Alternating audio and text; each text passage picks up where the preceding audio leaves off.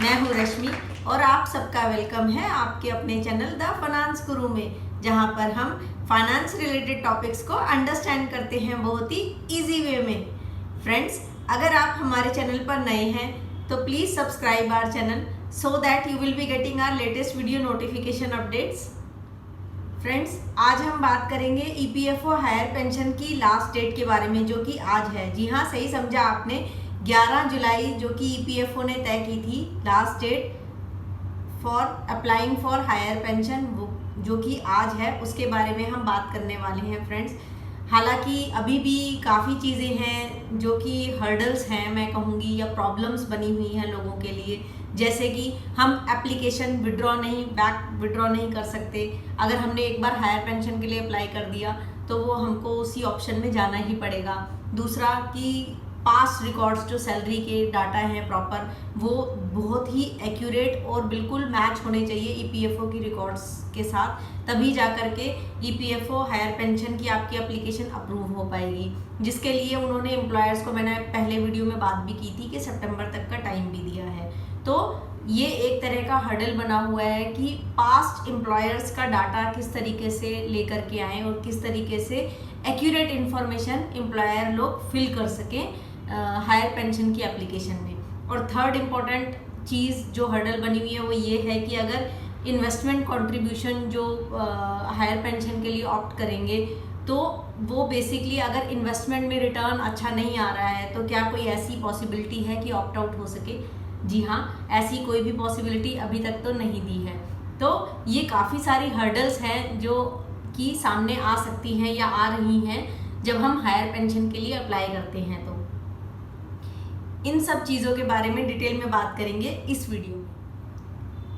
The finance गुरु के जो भी व्यूअर्स रेगुलर व्यूअर हैं उनको पता होगा कि हमने टाइमली बेसिस पे पास्ट में अपडेटेड इन्फॉर्मेशन देते रहे हैं ईपीएफ से रिलेटेड, हायर पेंशन से रिलेटेड, और आगे भी आपको देते रहेंगे। और इससे जुड़े फाइनेंस से रिलेटेड जितने भी जुड़े टॉपिक हैं, जैसे कि income tax return, GST filings हो गया, सीबीडीटी की तरफ से कोई सर्कुलर आता है, इंपॉर्टेंट इन्फॉर्मेशन है जो आपकी लाइफ को डे टू डे इम्पैक्ट करती है, उसके बारे में भी इस चैनल में बात की जाती है।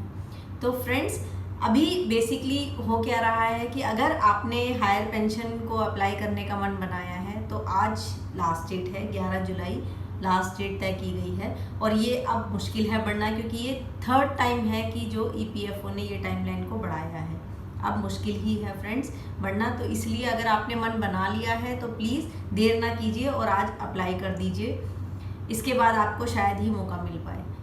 और जो लोग फर्स्ट टाइम देख रहे हैं तो मैं उनको बता दूं कि सुप्रीम कोर्ट ने रूलिंग दी थी लास्ट ईयर 4 नवंबर 2022 को, जिसमें उन्होंने बोला था कि जो 15,000 तक की सीलिंग लिमिट है उसके बियॉन्ड जा करके up to maximum up to basic plus dearness allowance का कंट्रीब्यूशन मिला करके आप हायर पेंशन के लिए अप्लाई कर सकते हैं। पहले क्या होता था कि 15,000 का 8.33% ही आप अप्लाई कर सकते थे, बट अब सुप्रीम कोर्ट की रूलिंग के हिसाब से आपको ये फैसिलिटी दी गई है कि आप बेसिक प्लस डियरनेस अलाउंस का 8.33% निकालेंगे, प्लस इसमें 1.16% की भी क्लैरिटी दे दी गई है कि भाई 15,000 तक तो 8.33% निकलेगा, और उसके बियॉन्ड जो भी बेसिक प्लस डियरनेस अलाउंस मिला करके जितने भी अमाउंट बच जाएगा उस पर आप 9.49% निकालेंगे। अब फ्रेंड्स, सवाल ये उठता है, आप लोग सोच रहे होंगे कि कौन कौन लोग अप्लाई कर सकते हैं ईपीएफ हायर पेंशन के लिए।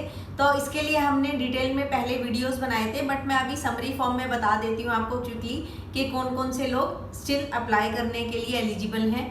नंबर 1, जो कि ईपीएफ के मेंबर्स रह चुके हैं ऑन और बिफोर 1 सितंबर 2014, और जिन्होंने पहले अप्लाई नहीं किया था वो लोग अभी अप्लाई कर सकते हैं। ऐसे एम्प्लॉइज़ जो कि रिटायर हो चुके हैं ऑन और बिफोर 1 सितंबर 2014, बट उन्होंने रिटायरमेंट से पहले ऑप्ट किया था जॉइंट ऑप्शन फॉर्म, जिसमें उन्होंने हायर पेंशन के लिए अप्लाई किया था, तो ऐसे लोग स्टिल एलिजिबल हैं। सेकंड केस आता है ऐसे लोग जो कि ऑन और बिफोर 1 सितंबर 2014 से पहले ईपीएफ के मेंबर्स थे और जिन्होंने एप्लीकेशन अप्लाई किया था हायर पेंशन के लिए, बट उनकी एप्लीकेशन रिजेक्ट हो गई थी बाय ईपीएफओ।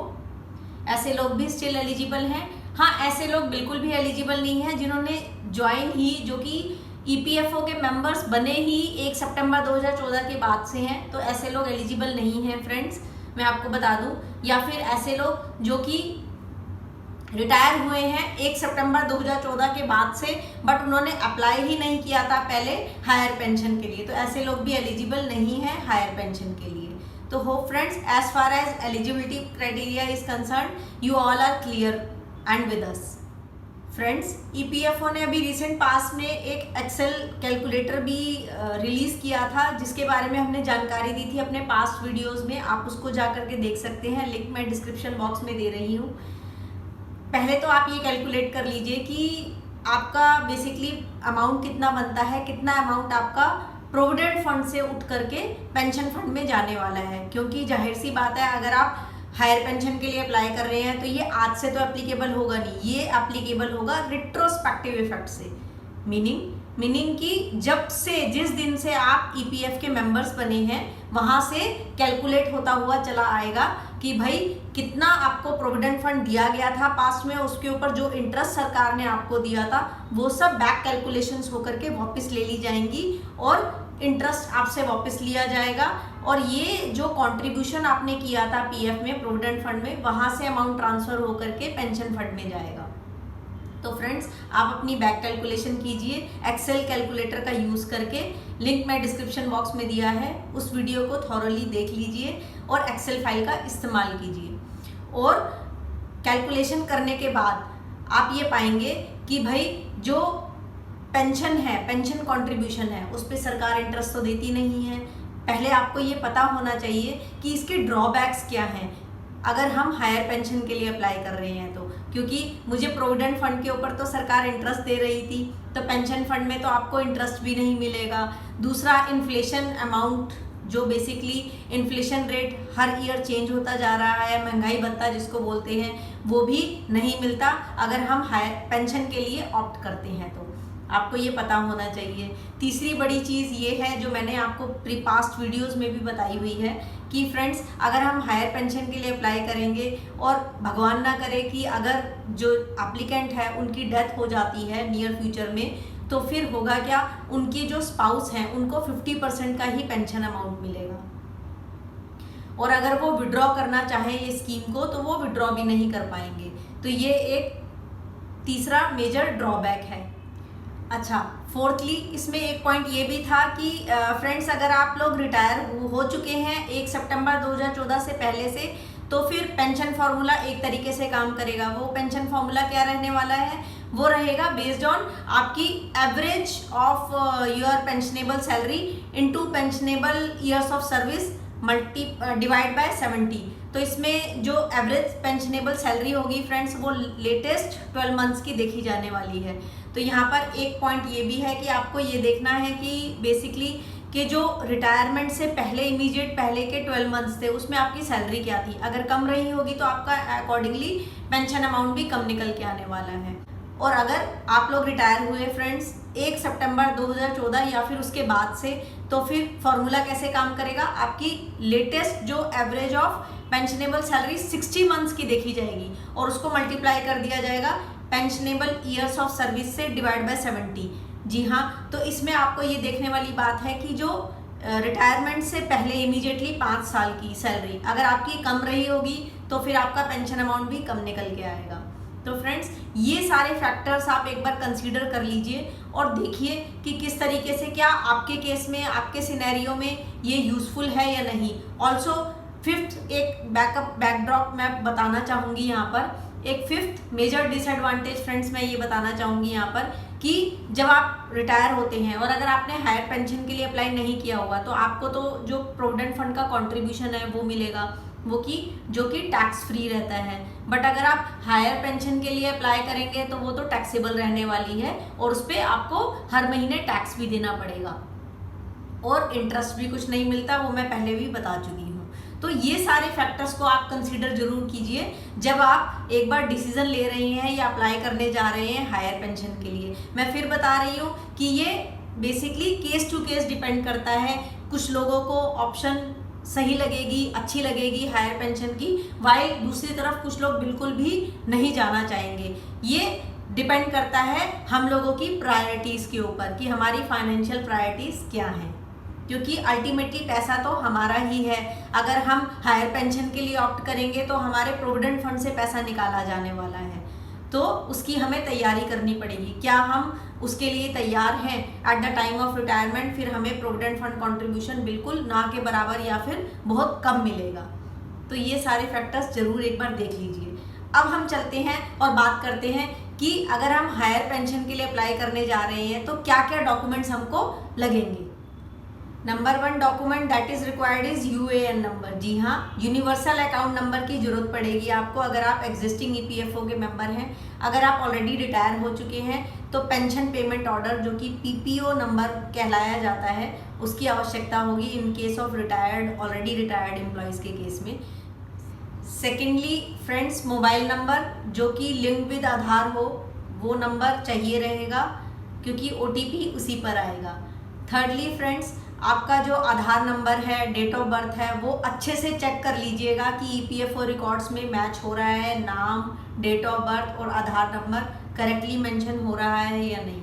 इसके अलावा friends, in case existing member हैं, अभी रिटायर्ड नहीं हुए हैं, तो फिर प्रूफ ऑफ सैलरी कि भाई आप पास्ट में जो अप्लाई करते आए हैं, कंट्रीब्यूशन करते आए हैं, वो एक्सीडिंग 5000 या फिर 6500 रुपीज़ इन पास्ट, आपको पता ही है जो सीलिंग लिमिट रही है, उसके बियॉन्ड जा करके आप ऑलरेडी कंट्रीब्यूशन करते हैं, उसके डॉक्यूमेंट्री प्रूफ चाहिए रहेंगे। तो वो डॉक्यूमेंट्री प्रूफ क्या हो सकते हैं फ्रेंड्स? वो हो सकता है कि आपकी सैलरी स्लिप्स जो शो कर रही है कि आपने हायर कंट्रीब्यूशन ऑलरेडी किया हुआ है इन पास्ट।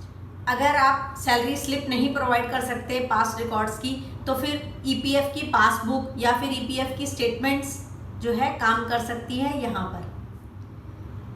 सेकेंडली, एक डॉक्यूमेंट जिसमें कि आप अप्लाई कर रहे हैं हायर पेंशन के लिए, वो डॉक्यूमेंट प्रॉपरली जो पैरा 26 सबसेक्शन 6 के हिसाब से है, वो डॉक्यूमेंट प्रॉपरली वेरीफाइड होना चाहिए, अप्रूव्ड होना चाहिए बाय योर एम्प्लॉयर, वो साइन डॉक्यूमेंट लगेगा।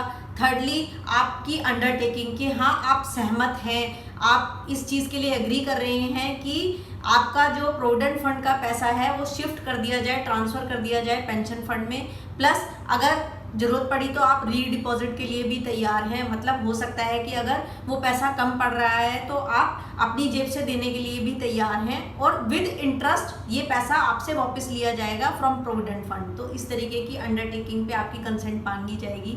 ऑल्सो फ्रेंड्स, अगर आप लोग एग्जेम्प्टेड प्रोविडेंट फंड ट्रस्ट का पार्ट हैं, मेंबर हैं, तो फिर इस केस में क्या होगा? इस केस में भी बेसिकली डिक्लेरेशन और अंडरटेकिंग ली जाएगी, signed and verified by the trustee, जिसमें कि ये अंडरटेकिंग दी जा रही है कि आप एग्री कर रही हैं कि आपके जो प्रोविडेंट फंड ट्रस्ट का पैसा है वो आपके प्रोविडेंट फंड ट्रस्ट अकाउंट से निकलवा करके आपके पेंशन फंड में ट्रांसफ़र किया जाएगा विद इंटरेस्ट।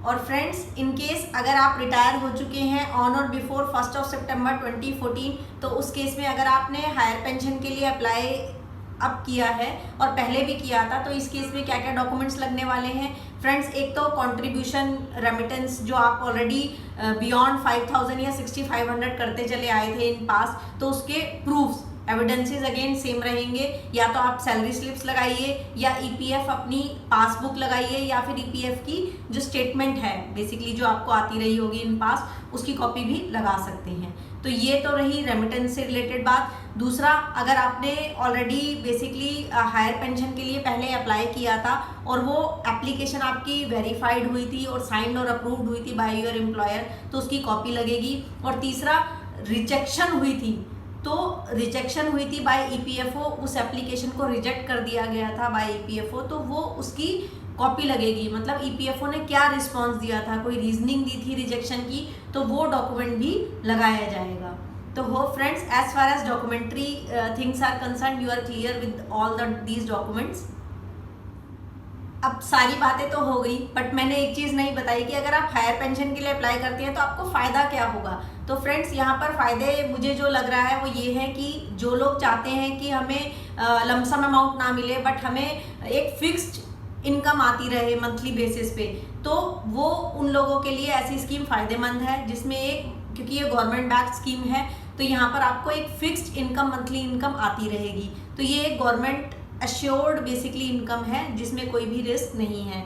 दूसरा, जो मार्केट की इन्वेस्टमेंट्स रेट्स फ्लक्चुएट होते रहते हैं जिसमें रिटर्न के डूबने का भी खतरा रहता है, तो यहाँ ऐसा कोई रिस्क आपके साथ नहीं रहने वाला है।